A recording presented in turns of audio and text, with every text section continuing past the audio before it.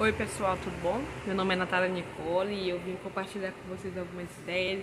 Eu sempre compartilho algumas experiências que eu tenho com meus filhos e um assunto que eu sei que é muito pertinente, é muito do nosso interesse, dos nossos filhos, né? Gostarem de estudar e sentir o prazer de estudar e fazer isso com uma forma leve, tranquila.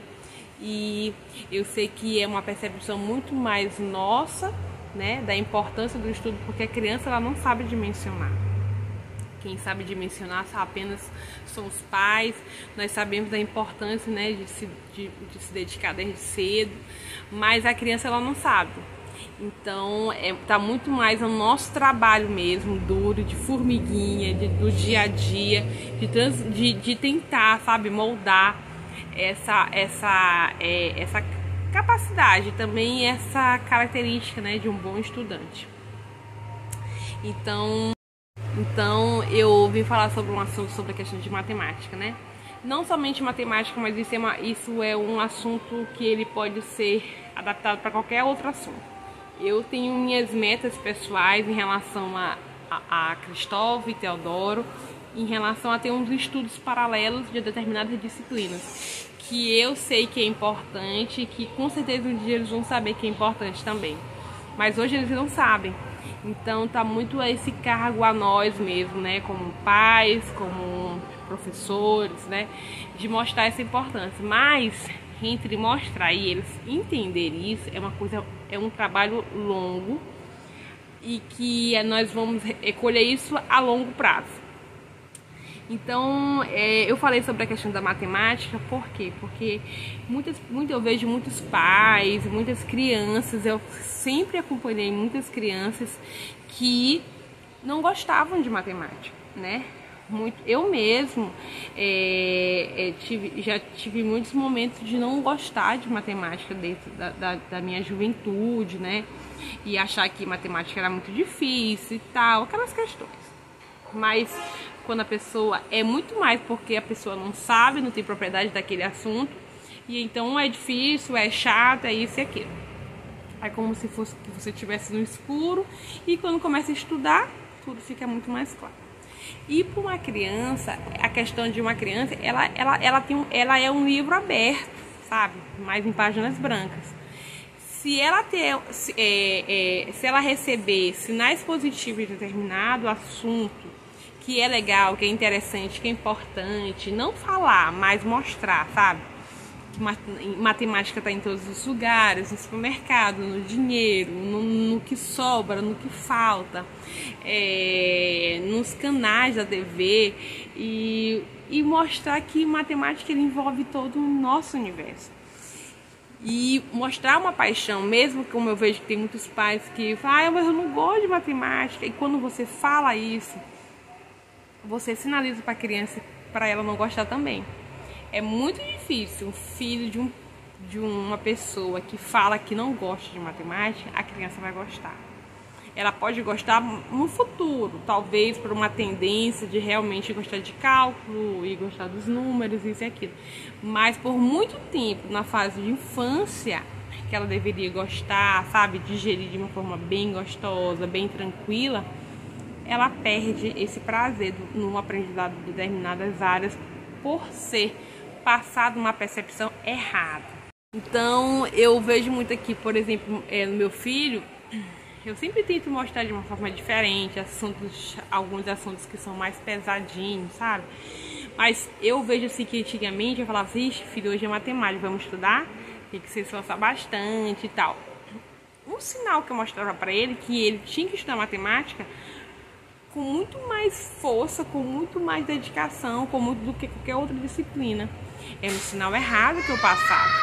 Mostrar nessa percepção como é importante o estudo, né? Não somente da matemática, mas de qualquer outra coisa que você pode usar essa mesma psicologia, sabe? E eu sempre gosto de comprar coisas coloridas, Então, com certeza era um sinal errado que eu passava, né? Então eu comecei a mudar a percepção de falar assim, filho, vamos estudar matemática. Nossa, às vezes quando eu ia comprar alguma coisa e às vezes eu colocava assim, mais ou menos, tipo assim, um preço fictício, falava, e aí quanto que tem que trocar de troco e tal. Algumas coisas assim que ele, como eu tá vendo, filho, como é importante matemática. E o sapato, qual a pontuação? Tá vendo, filho? Sabe, aquelas coisas, e o canal, isso e aquilo, o controle remoto, já viu que tudo tem número, tudo tem... Vamos ver aqui o peso, tudo tem um número, filho, tudo é como se fosse uma comunicação, não, é uma comunicação universal. É números e letras, tudo é muito importante. Então imagine você compreender isso tudo, filho, isso vai ser fascinante. Eu sempre falo assim, tipo assim, sabe, aquela paixão nos olhos, porque a criança, ela percebe, ela absorve tudo isso que você está falando e começa a acreditar realmente e trazer isso para essa realidade, né? Então como, não sei se tem psicólogo aí assistindo, mas sabe que isso é uma coisa muito real. A forma que você passa, o amor, a paixão, isso é absorvido e isso é de uma forma assim muito positiva para um aprendizado de determinado qualquer assunto. E um exemplo que antigamente ele eu nunca escutava ele falar que a disciplina dele preferida era matemática. E ontem estava em um lugar e eu conversando com uma menininha que fazia a 7ª série, e aí ela falou assim, minha disciplina que eu gosto mais é português, e a minha é matemática. E eu fiquei assim, né, porque eu nunca tinha ouvido ele falar isso. Sempre, ele nunca, na verdade ele nunca esboçou de que eu gosto mais disso, daquilo. Mas tipo assim, eu já ouvi ele falar antes que matemática era cansativo. E hoje ele não fala mais. Mas eu acho assim que foi todo em função de todo um trabalho, sabe? De pouquinho em pouquinho, de mensagens positivas na cuquinha dele, que matemática é muito bom, que matemática é o máximo, vamos estudar matemática, a parte mais importante, a parte mais divertida da nossa lição, sabe? Eu comecei a mudar as palavras do que eu falava para ele. E isso começou a ser perceptível nas atividades dele, na capacidade de fazer muito mais rápido e muito mais, sabe? Ele começa a interagir, ele começa a pensar, a gente tá no carro, ele olha, mãe, isso e aquilo, ele começa a calcular e tal. Então, tipo assim, é uma coisa assim, ele tem dificuldade? Não, qualquer criança, todo assunto a criança vai ter dificuldade no começo e tal. Mas eu não falo sobre a dificuldade, eu falo sobre a vontade de querer, sabe? Desbravar aquele mundo que ele está conhecendo, sabe? É isso que é o nosso grande objetivo. Sabe, é desenvolver paixão no coraçãozinho dele sobre determinados assuntos, sobre estudos, sobre diversão e sobre isso e aquilo.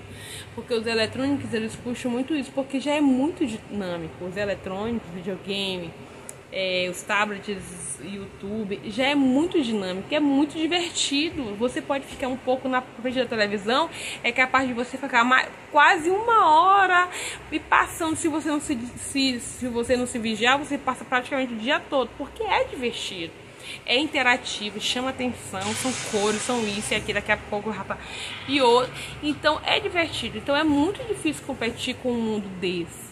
Mas cabe a nós, sabe, despertar, porque a criança que foge dessas etapas de aprendizado, elas com certeza elas vão ter dificuldade no futuro.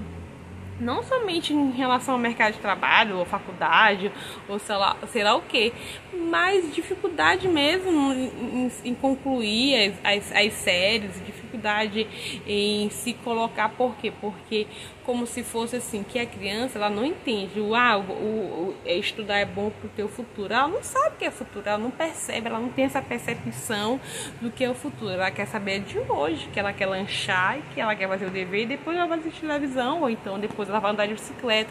Ela não tem essa percepção. Então a gente tem que pensar, às vezes, para ter uma lógica, né, de ensinar a criança como uma criança pensa.